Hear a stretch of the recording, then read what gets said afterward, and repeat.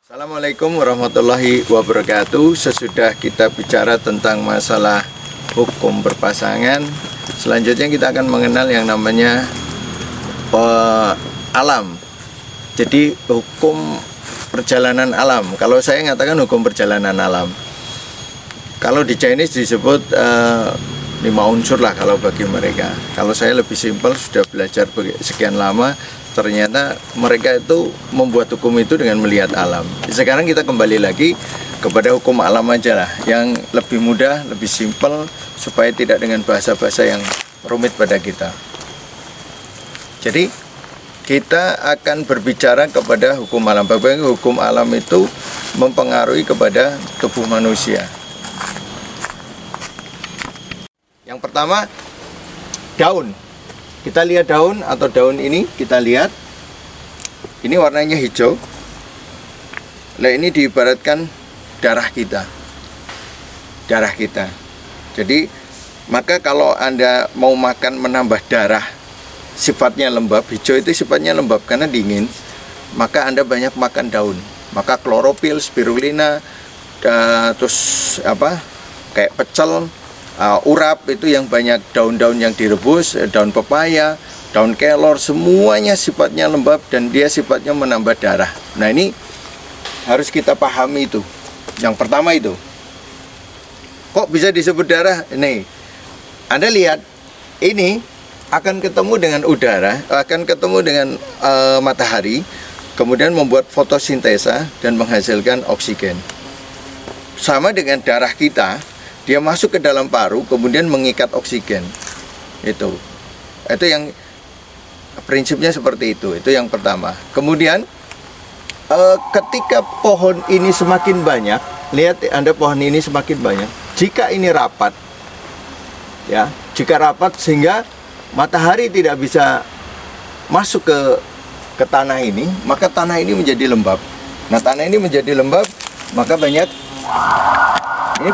ini kebetulan pada musim kering ya. Kalau kita bicara musim basah, maka ini akan menjadi teksturnya juga akan jadi basah. Kemudian akan banyak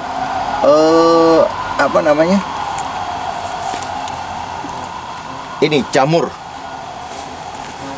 Nah, kalau kita terlalu banyak makan sayur dengan jumlah yang banyak, maka perut kita akan lembab.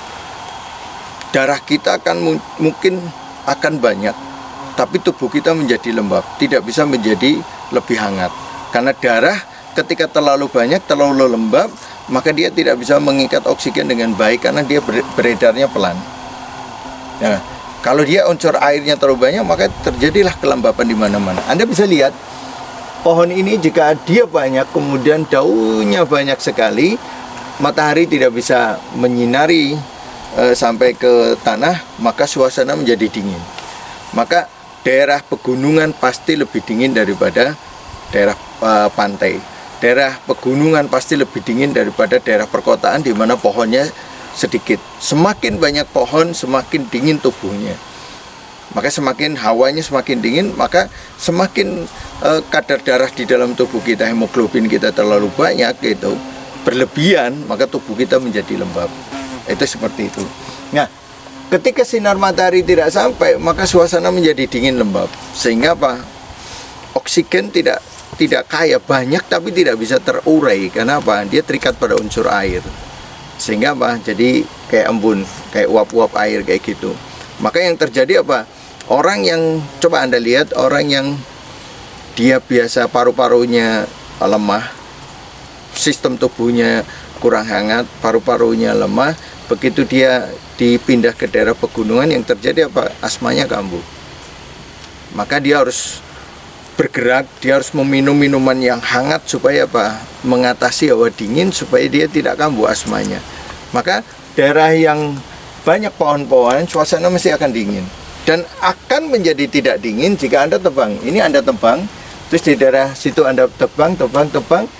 Ini sinar matahari akan banyak masuk, maka suasana menjadi lebih panas. Anda bisa lihat di daerah sini. Daerah sini itu pohonnya banyak. Nanti masuk ke sebelah sana, di mana daerah itu sudah pohonnya banyak ditebang, maka hawanya lebih panas dari itu. Karena panas matahari akan langsung tidak bisa ditahan oleh dedaunan yang ada. Maka orang yang kurang darah, yang HB-nya rendah, mesti suhunya naik. Tapi orang yang HB-nya terlalu tinggi, dengan energi yang terikat, maka suhunya akan dingin. Maka orang lembab tubuhnya akan dingin, orang yang terlalu berlebihan kelembaban dingin, orang yang kering tubuhnya akan cenderung panas. Itu prinsipnya. Coba Anda perhatikan fenomena alam ini, sehingga mengatasinya mudah. Maka ketika tubuh kita terlalu lembab, maka hadirkan sinar matahari dengan memangkas sebagian pohon. Maka kalau tubuh kita terlalu lembab, kurangi makan makanan yang sifatnya lembab dingin seperti sayuran dan buah-buahan. Perbanyak unsur yang sifatnya hangat seperti daging, minyak ikan, kemudian ikan itu sendiri, pokoknya protein hewani Anda hadirkan di dalam makanan Anda harian, maka tubuh Anda akan hangat. Jika Anda terlalu lembab. Tapi kalau Anda terlalu kering, hadirkan sayur-sayuran dalam kehidupan Anda, dalam makanan harian, hingga terjadi balance, keseimbangan. Jadi kalau sudah seimbang, maka kita pertahankan keseimbangan. Tidak terlalu panas, tidak terlalu dingin, tidak terlalu kering, tidak terlalu lembab. Pertahankan di situ.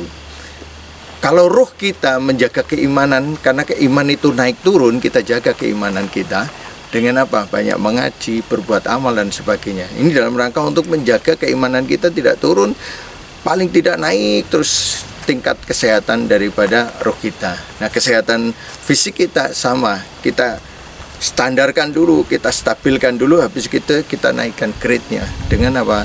Berolahraga, makan yang bergizi, tidak berlebihan, kemudian kalau ruh kita, pikiran sudah tenang, sudah keimanan kita naik, maka fisik kita jaga dengan tadi berolahraga, makan yang bergizi, kemudian minum yang cukup. Insya Allah seperti itu. Nah, ini paling tidak kita berbicara di area apa? Area tanah ke atas itu. Nanti kita lanjutkan dalam video yang berikut kita.